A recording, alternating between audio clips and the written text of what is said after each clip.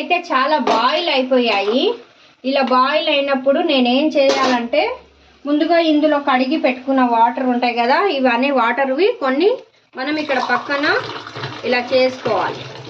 ఇలా చేసుకున్న తర్వాతకి ఇప్పుడు ఈ బియ్యం ఉంటాయి కదా, మెల్లగా ఎక్కువ గట్టిగా వేస్తే ఆ వాటర్ హాట్ వాటర్ అనేటివి మన ఫేస్ మీద చిల్లుతుంది. మెల్లగా వేయాలి, నిదానంగా నిదానంగా వేయాలి.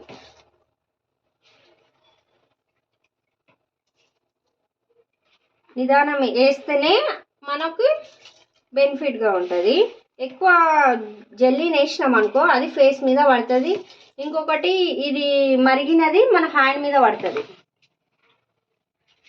రసం ఉంటుంది కదా, బగారా రసంకి పెట్టుకున్నాము అట్లానే.